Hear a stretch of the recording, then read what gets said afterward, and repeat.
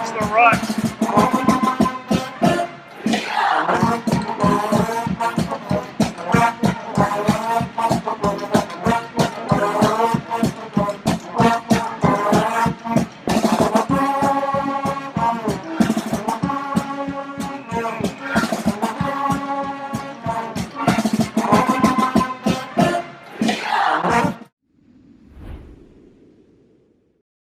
Hello and welcome to another episode of Huddle Up with the Huskies. I'm your host, Holly Lynden.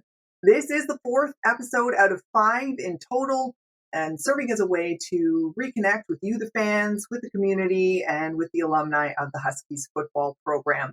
And to help with ongoing fundraising efforts, keep the team at the elite level that we all know they have always been. In this episode, we are going to hear from a couple of women making an impact in sport of football. We will hear from Dr. Jen Welter, who was the first female running back on a men's professional football team, as well as the first female to coach in the NFL. We will hear from your new Chief Athletics Officer at the U of S, Shannon Chin, who stepped into the role in June of this year during the pandemic. No easy task there. But first, we have the Great Western Brewery quick hitter. He is back by popular demand, Huskies play-by-play announcer and all-around good guy, Mr. Wray Morrison, with an update on the team.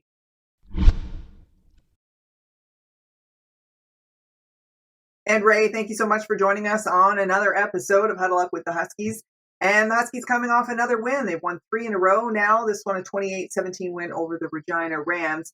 And we've already touched on Mason Nias, who had another monster game, 3 touchdowns, 301 yards. I wanted to talk about another veteran, though, Colton Clawson, who had a great game here, 2 touchdowns. He caught 8 passes for 135 yards. What has he meant to this team? Well, so much, especially on a day like Saturday, Holly, because the wind was coming from the south at about 50 kilometers an hour, and it was cold. And it was funny. It was the first time that I noticed kind of on the forecast that there was a wind chill. So it said like the temperature was 7 and it felt like 2. And former Husky Rich Gabrook came up to the booth at halftime, and we had a tough time getting him back out. He didn't want to go back out into the stands. It was cold. So, you think about how valuable a guy like Colton Clawson is on a day like that, because he's kind of for lack of a better word, remember how Pinball Clemens used to be in the backfield or at slot, and you could put him anywhere, and in open field, he'd be dangerous? Well, that's Colton Clawson, right? Colton Clawson did a terrific job with ball in hand, and those 2 touchdowns he scored, they were big, and especially winning the coin toss was huge in that football game because the Huskies had the breeze at their back in the second and fourth quarter, and that was massive for the Huskies. So that was really good. But Clawson's a playmaker, right? And on a day like that, when the kicks are literally coming up and then coming back to the kicking team at a 45-degree angle, you need a veteran who can return those kicks. And there was actually one that got away from Colton in the kick return game, but he was so spectacular. So that's there's no question he's key, but no one's surprised, right? He spent his offseason at a CFL camp, had that gruesome injury in 2019, but worked his tail off to get back onto the field in 2021. And again, against his opponents there from Regina, he was spectacular at Griffith Stadium for sure. Now, there were others who made an impact as well. We had Adam Macart at 19 carries for 98 yards, Sam Baker, 4 receptions for 54 yards, including the touchdown that really cemented it, and then David Soley, who put the game out of reach. Who stood out to you? Well, I really think it was Mason, because to throw for 300 yards on a day like that with a 50-kilometer-an-hour wind is tough going both ways, right? Because if you're going with the wind, that pass that's normally 30 yards, you got to take a little bit off that, right?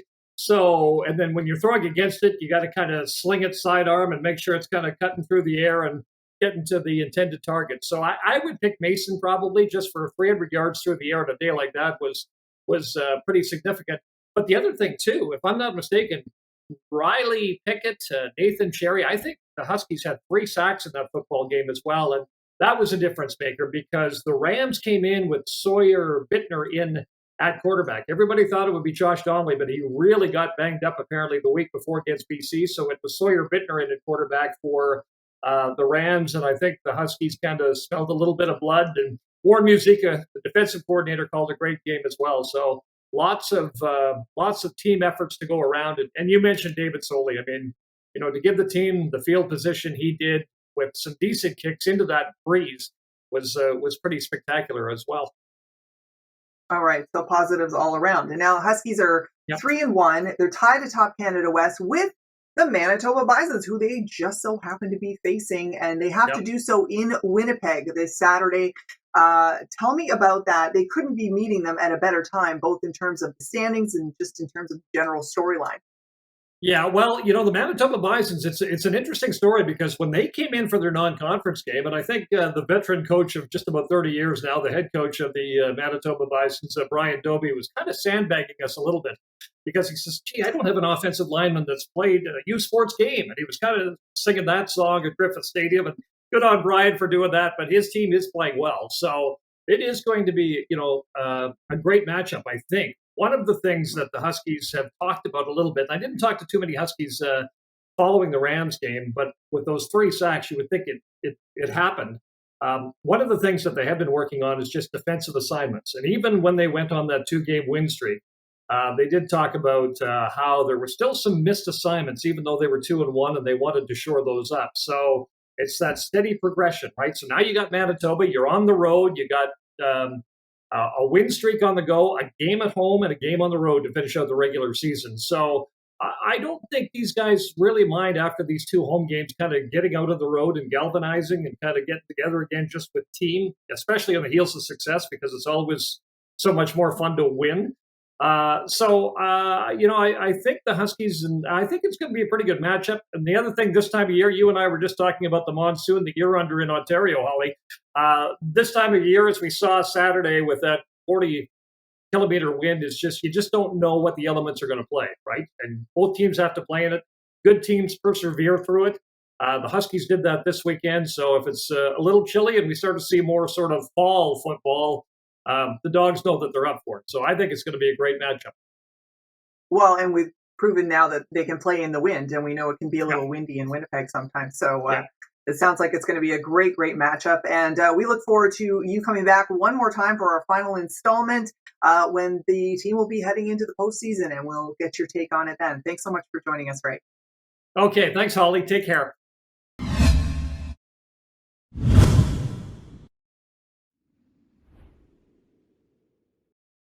And thank you, Ray. Ray will be back with us for the 5th and final installment of Huddle Up with the Huskies as we get you set for the postseason. Next up, new Chief Athletics Officer of the U of S Huskies, Shannon Chinn. Shannon, born and raised in Saskatchewan, was a varsity athlete herself, and she's worked a variety of sports campaigns in a variety of roles at all different levels. She brings a wealth of knowledge, both in terms of sports, the production of sports, and also the marketing of sports. And football is her main area of expertise. So without further ado, we introduce you to Shannon Chinn. And I'm very pleased right now to be joined by Shannon Chinn, the new Chief Athletics Officer at the U of S. Thanks for talking with us today, Shannon. Thank you for having me. So I want to just debrief our audience a little bit about your background. Your sport of choice was basketball. You were a varsity athlete. You also played for Team Saskatchewan at the provincial level. You completed a degree in human kinetics at the University of Ottawa, and then you also did a postgraduate degree in sports business management, also at the University of Ottawa. So you've seen things from a student-athlete perspective. I'm just wondering, how did the beginning of your career evolve from there? Sure. So it was actually, I did my postgrad at Algonquin College in Ottawa, but while I was there, we had to do an internship for the full year there. And it was the first year of the Ottawa Renegades. And so that's where I did my internship. And after the first semester, I was fortunate enough to get hired full time. So jumped right into my career in the CFL, worked for the Ottawa Renegades for a few years until we had our ownership change, and then came home to work for the Saskatchewan Roughriders for 5 years. So that the start was all in football. So that was exciting. Grew up in the Rider rookie section. So always had a love for the Riders for sure growing up.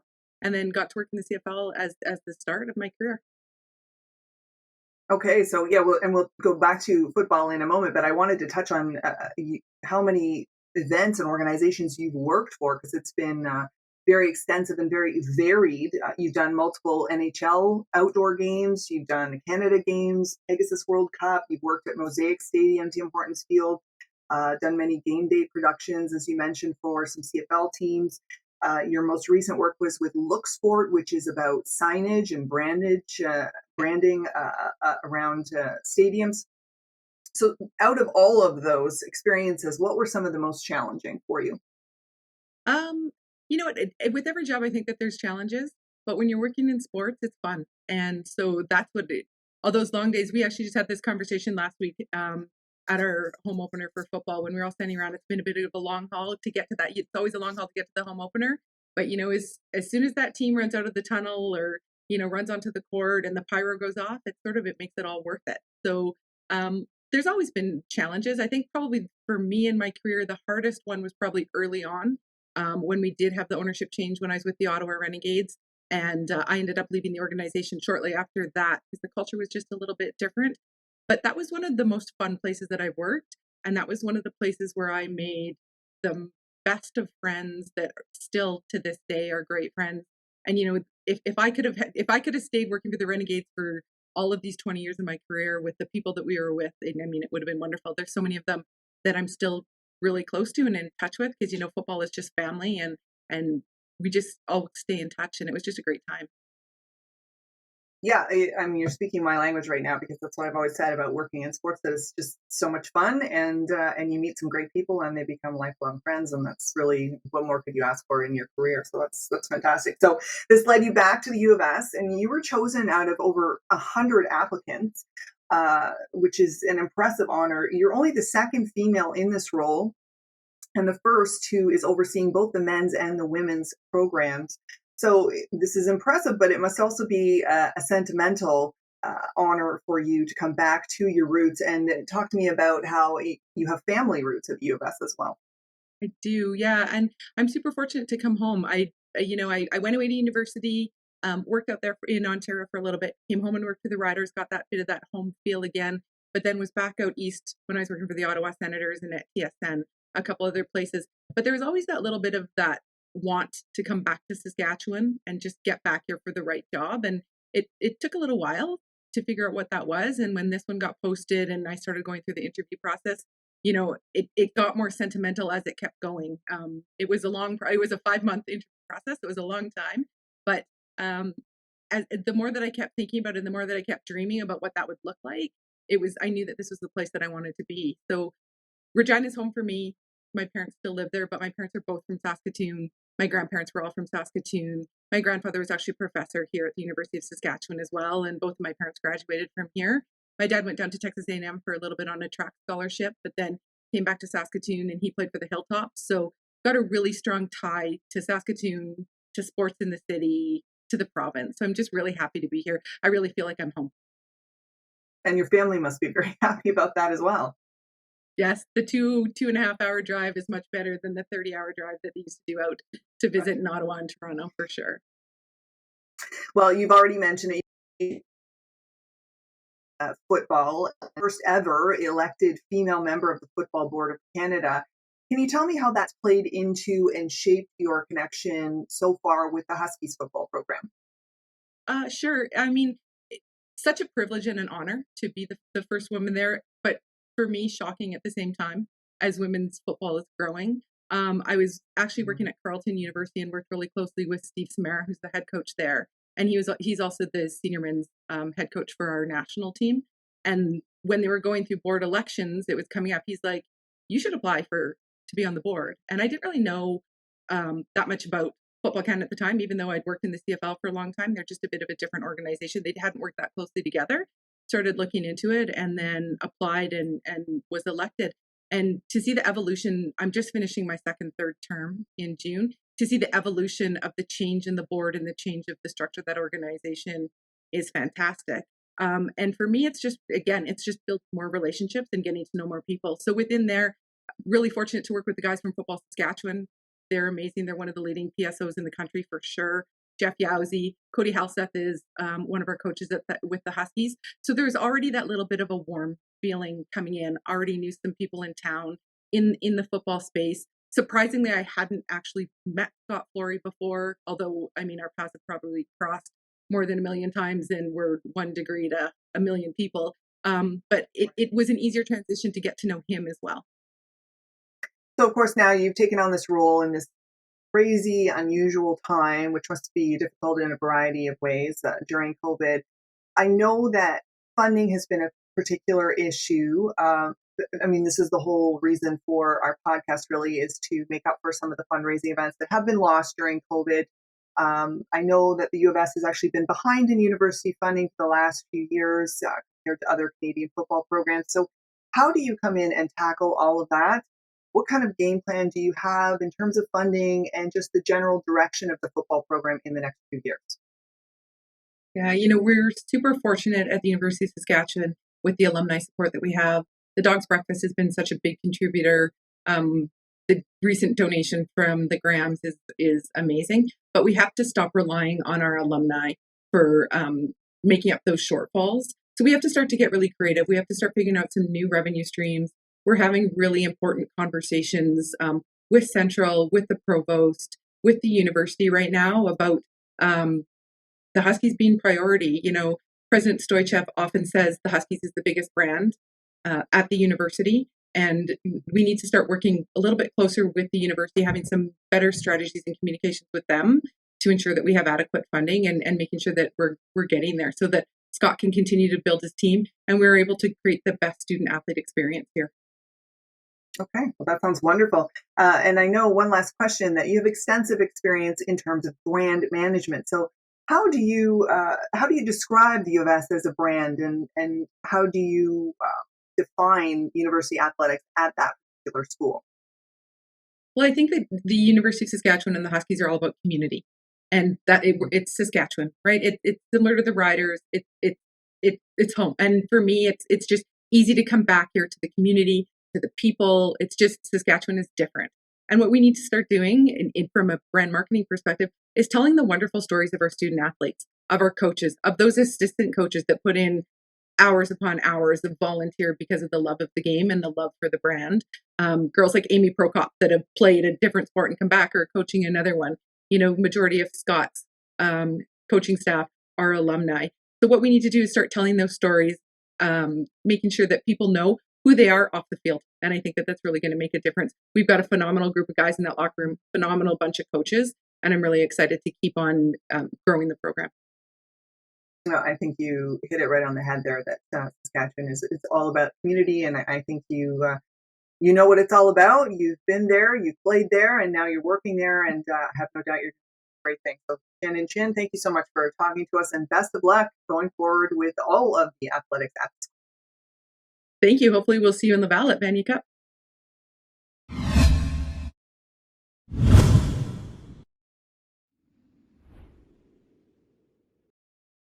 And we thank Shannon for her time, and we really look forward to seeing how she puts her brand on the brand that is the Husky Athletics.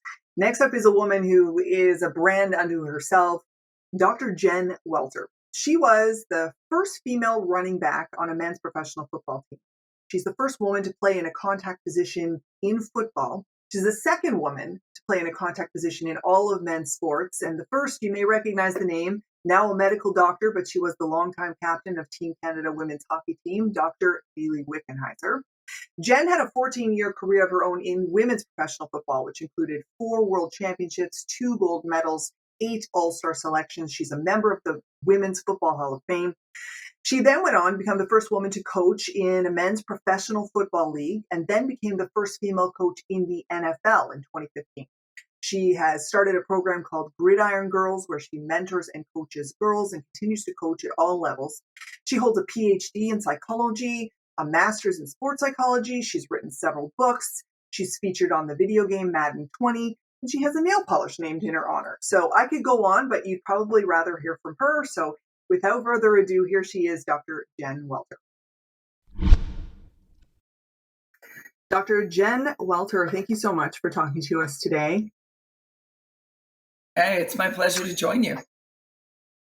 I don't know how much you know about the U of S Huskies football program here in Canada, but there are a lot of very knowledgeable, passionate, ardent fans of the game. And I know so many of us are so interested in what you've done and what you continue to do and what you have to say about it. So let's go all the way back to the beginning and tell me how and when you came to love the sport of football. You know, there are pictures of me as a little kid with a pseudo deflated football. And the story goes that I used to make my cousins pull a mattress on the back porch, and I would run at them and make them tackle me over and over and over.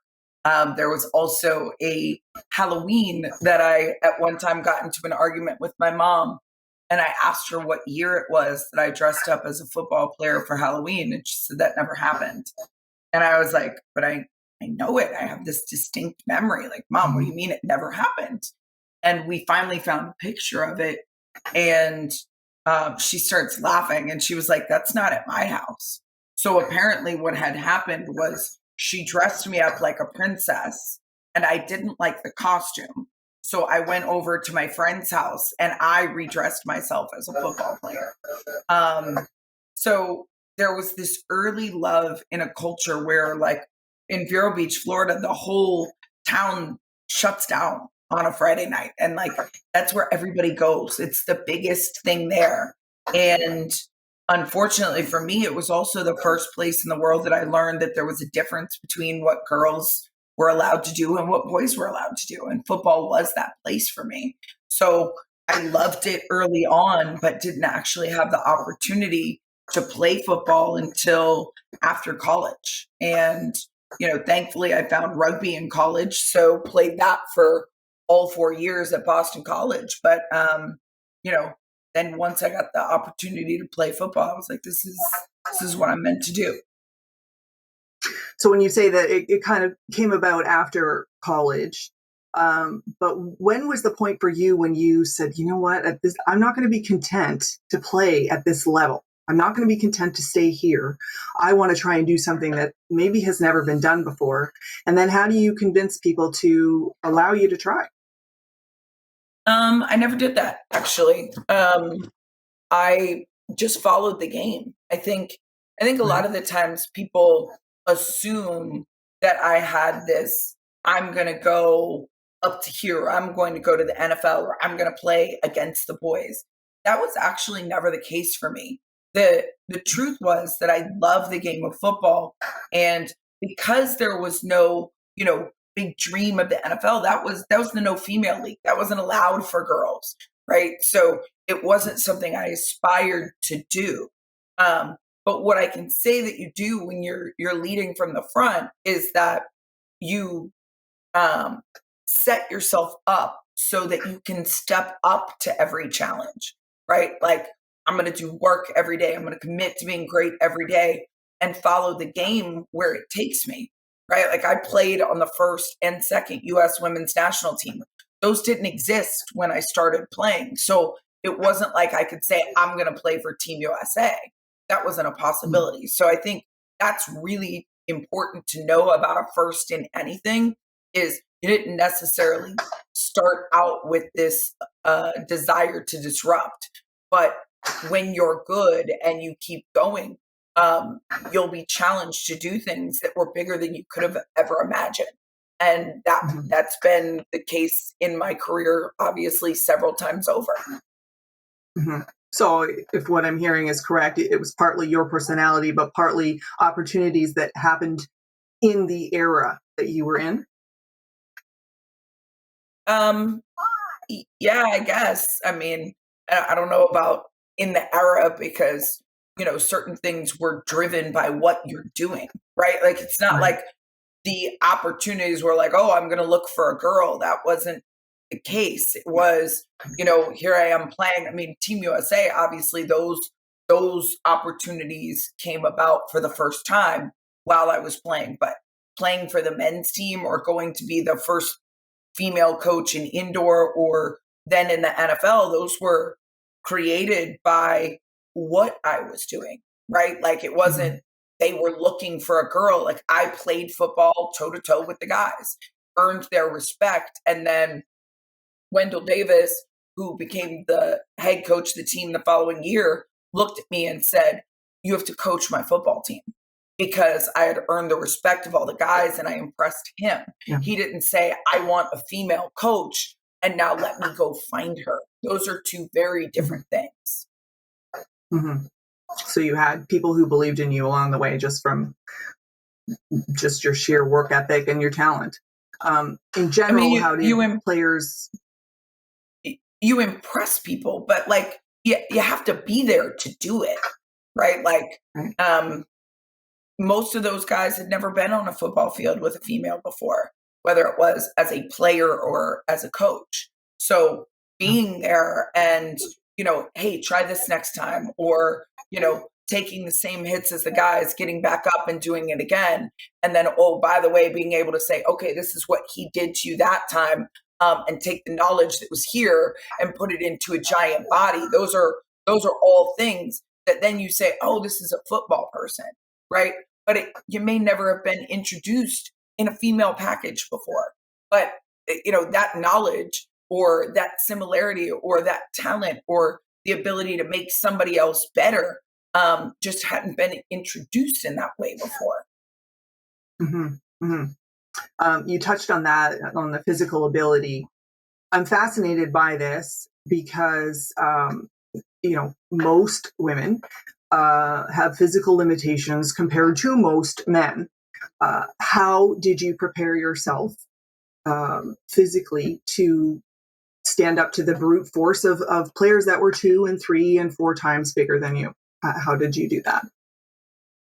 I think just working as hard as possible, right? Like it's, you can obviously compare most women to most men in a lot of things, but you can also compare most men to most other men, right? You're talking even the top 1% of guys who ever play the game of football who make it to the NFL. So there's always a long shot in every place and space. So what are you going to do to be the best version of yourself? I can't control them, so I can't think about them. What I have to do is work on me and being a little bit better every single day, being physically stronger, being faster, being a real student of the game, and making sure your technique is on point.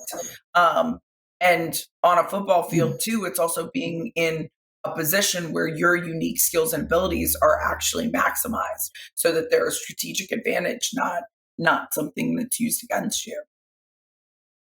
Right. As a running back, yes, I understand that. How in general did players treat you both on and off the field? I think on and off the field are two different things. When you're on the field with somebody, it's very real. It's very personal. It's work ethic every day. It's in the trenches together. It's, you see somebody take the hits, get back up and do it again. On the outside, people have their own narrative, right? Like, oh, it's a publicity stunt, or it's this or it's that, right? Like they don't necessarily want a female in the game. So some of those narratives are harder. I've never had a challenge with players on the field. At first, maybe a couple of guys, but then, the guys who had my back were so good about it that part goes away really quickly. Guys outside it, players have a lot of respect. Media is tougher.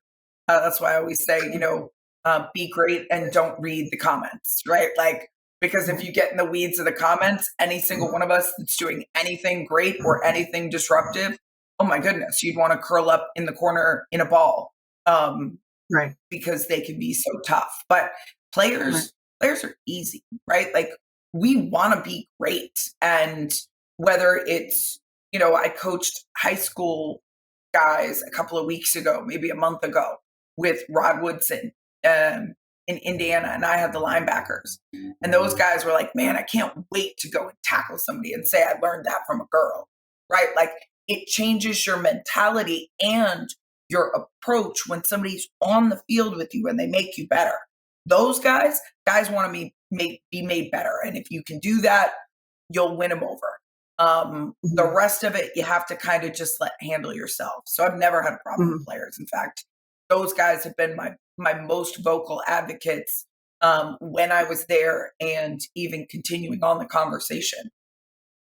That's amazing.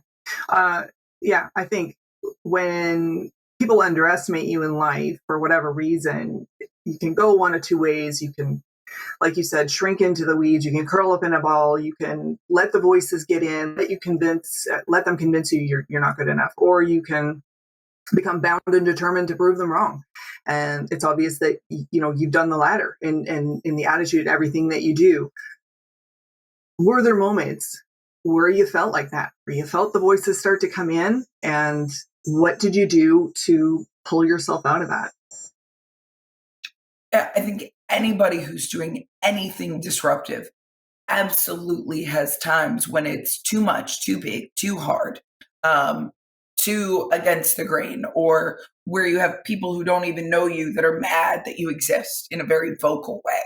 I tend to use a lot of humor and point those things out, right? Like I remember probably the worst social media comment that I ever caught, because I'm sure there are worse ones, but was like, I only saw it because one of my friends saw it, and she was like, she was like, I couldn't resist, and it said, she's gonna get hit and die, and or get pregnant, and my friend commented back, and here's hoping you're sterile, right? Like, and I just remember I was like, it was so absurd and so terrible that here I am at my house by myself, and I bust out like hysterically laughing. If anybody would have looked at me doing it, they would have just been like, what is wrong with this girl, right? Like, and so I ended up, and I was like, dude, that's kind of funny. And it taught me a really valuable lesson. At that time, I was the #1 story in the country. And, now you have to go from relative anonymity, right? Like playing in the women's game, whether you're being one of the best, we just didn't have the spotlight that the guys did. So I'm there, and I'm like, this was so funny that like it moved me. So I decided that it would be the way that I shared this story with anybody who asked, right? In terms of the interviewers, because they all wanted to know similar questions to yours. And I said, hey, listen, these comments are amazing. You guys got to check out. The best one was this. And I was like, they said, I'm going to get hit and die and or get pregnant. And I have to tell you guys, I was a linebacker, one of the best in the world for a really long time. And I hit people really hard. But I did not know it was possible to hit someone so hard that you could cause immaculate conception and death all in one hit. And immediately what happened, right, is they would laugh, and then they'd be like, okay, like it can't get any worse than immaculate conception and death. So I guess we'll change the topic and, talk about the football or something else. And it was an amazing lesson to me, because I started to learn that that's what people were looking for, was to like find a way that it really upset me or like got at me. And if they didn't win there, right, then it took the power out of saying those destructive things or asking those tough questions. So if I could jump in front of them with humor, then it would make things a lot easier. And from that encounter on, and it was always kind of my personality anyway, so let's not say that, my dad's from New Jersey, like we speak in sarcasm anyway. But at that time, I really learned the power of pointing out the absolute absurdity, or answering the questions that they could before they could be asked, or embracing the awkward, and just allowing us to get through that first date awkward quickly, so that because I knew the answers and other people didn't, and I could let them off the hook by just kind of poking fun of it. And it was probably one of the best things I would learn. And if I hadn't gone through that experience playing for the Revolution, I think the other things, whether it was, coaching the Revolution, or then, interacting with players going into the NFL, or handling some of that pressure of being under the spotlight, I don't think I would have been as well prepared if I hadn't literally taken the hits every day on the field, because I would tell people, I'm like, hey, look, the stage is bigger here. But at least they're not hitting me every day. right? Like, I mean, it can't be harder than that. And people would laugh. They're like, oh, that's right. She played against the guys. And it's like, yes. So if I could play against them, why couldn't I coach them? Right. And how has the experience been so far as a coach? I love coaching. I've coached now at, I think, pretty much every level. I coached indoor football with the men. I coached in the NFL, in the Alliance of American Football. I was the head coach of the Australian women's national team. And I've had the opportunity to work with different programs all over the world in terms of breaking things down. And every time I learn something new, a new way to communicate something or a technique explanation that we didn't speak the same language in terms of out of our mouths, but we could in terms of technique. Or how do you reach somebody who has special needs and yet wants to play football, right? Like, there is a language that we as humans know and a respect level that we can connect on, which is human first and execution second. If you don't know them as human, if we're not on the same page first, then the rest of stuff is really hard. But if we're here on a human level and we understand each other in that I'm going to give you everything that I possibly can to make you better. And that means as a person and as a player, then the rest become details. And I think we forget that far too often, because a great coach-athlete relationship is founded on trust and love.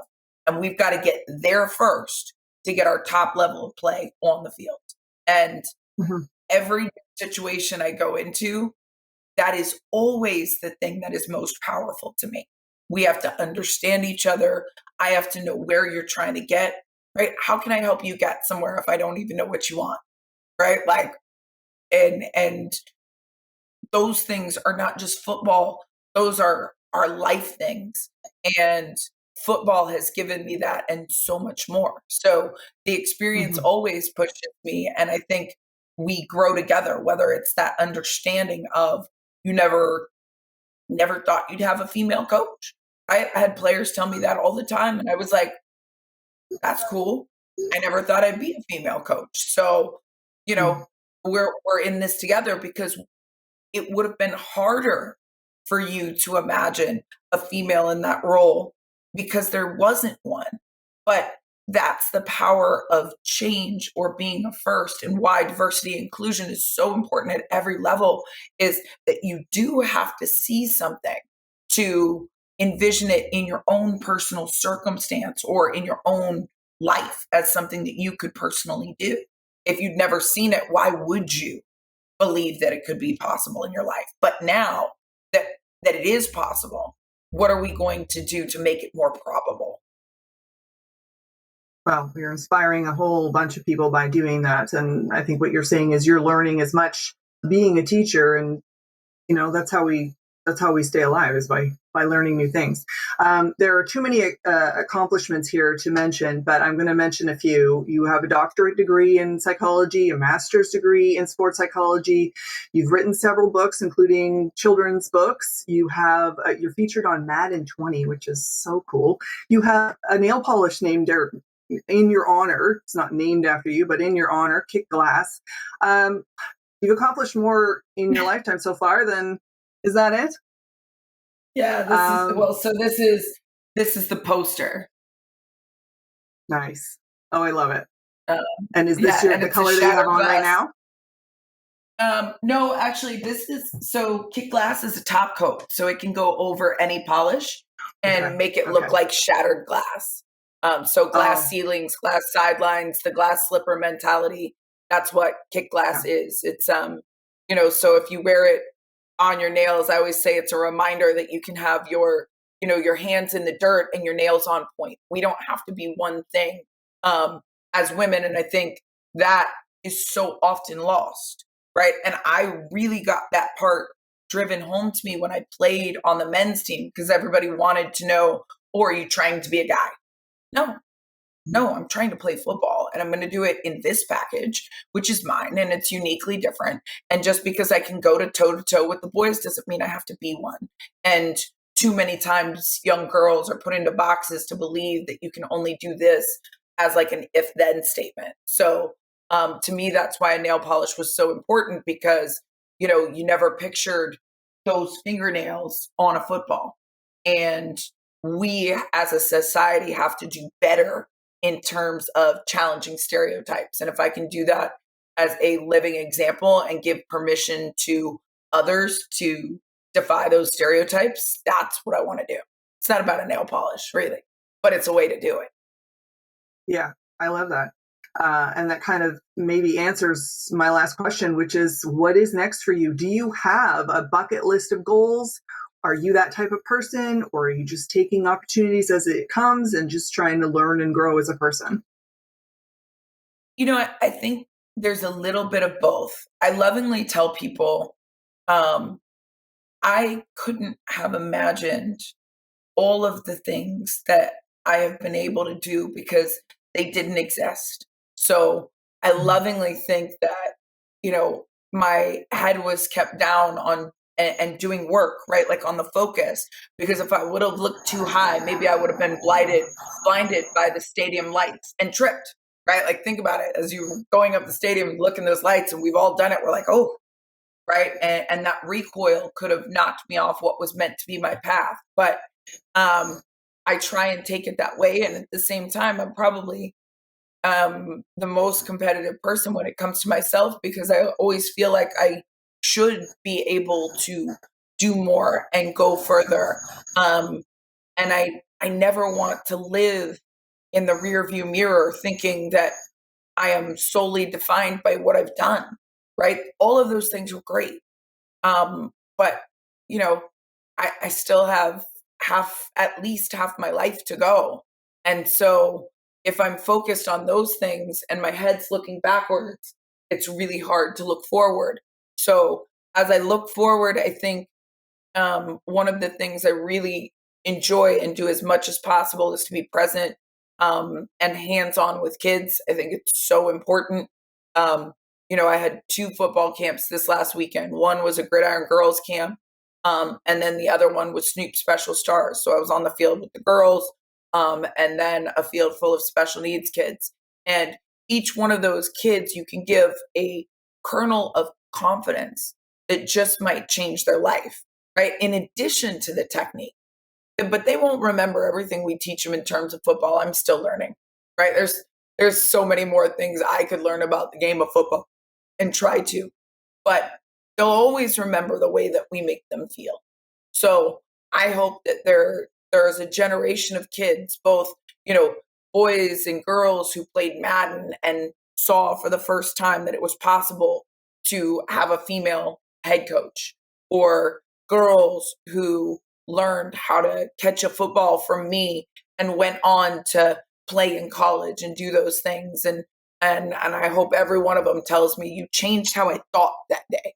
That is the greatest gift that we can give a younger generation, is to fortify them. So I lovingly say, like, having come from a really small family, it's just me, my mom, my dad, I have one aunt and one uncle, and then my sister, my brother-in-law, and now a niece and nephew.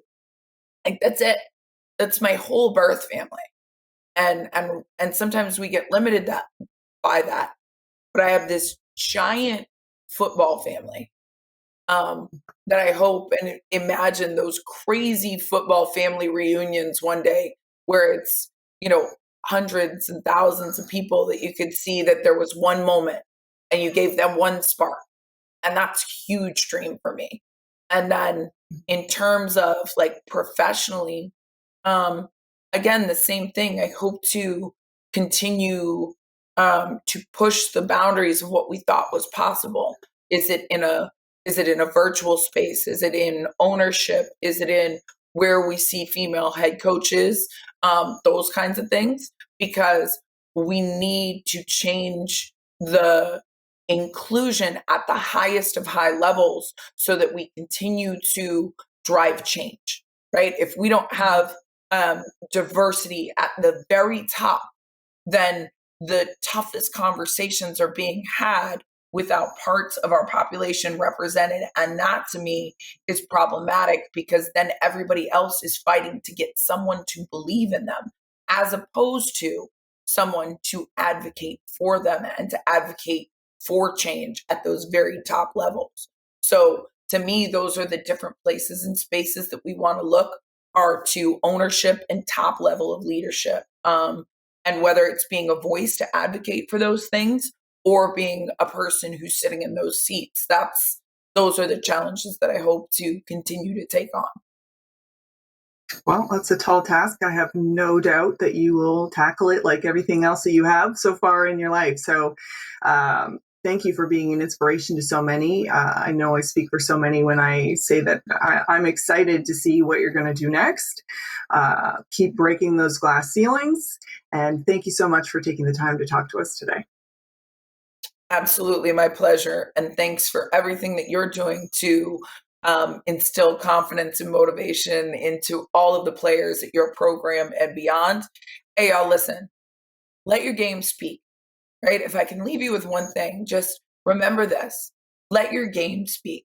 Let your game speak louder than your gender or your haters or your race or your detractors or social media, any of those things, because those things can get really loud. But when you're good, someone will find you. Not everyone will see, but someone will. And guess what? For the people who missed you, give them whiplash as you run right by them. I say give them whiplash with the ponytail, like if you're a girl, like, dang, was that this? But defy them by what you do. Don't try and convince them with your words. Those may be wasted. But keep focused and don't let anybody pull you from what you're capable of doing. Yeah, let the game speak for itself. Dr. Jen Welter, thank you again. Best of luck. You got it.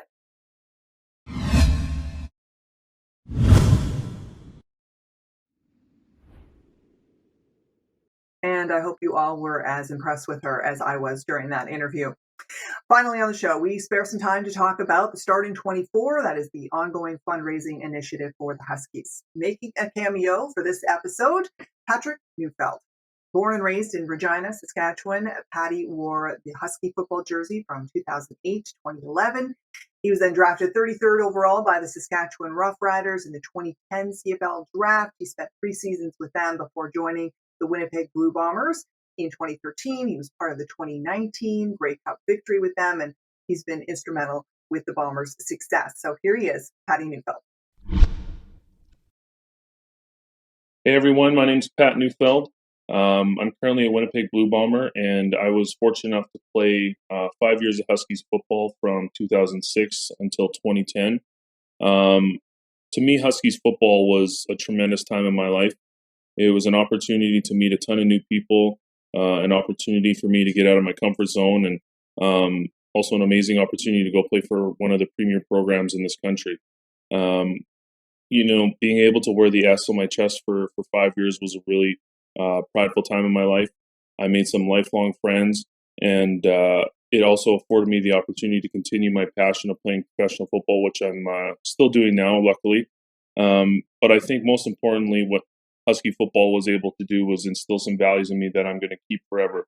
It's a program that really dedicates itself to hard work, to being a great teammate, and to getting what really what you work for and what you deserve through hard work. So it's a program that I'm incredibly passionate about, and it's one that I'm honored to give back to. And that's why I think it's such a tremendous opportunity with the Starting 24 to keep the Husky football program at the top of the country. It's a program that does a ton of work with an underfunded budget. So this program really allows fans, friends, and family to give back, whether it's $2 a month, $12 a month, or $24 a month, to keep the Husky program where it should be. So I encourage everyone here to take a little opportunity to give back to the program and make sure that Husky football stays strong for years to come. So thanks, and go Huskies.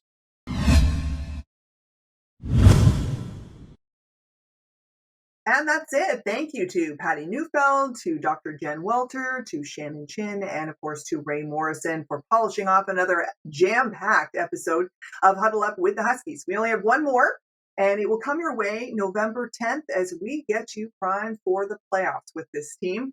More special guests for that one. You will want to tune in. Until then, thank you for watching. As always, enjoy the game this Saturday versus Manitoba. Go Huskies.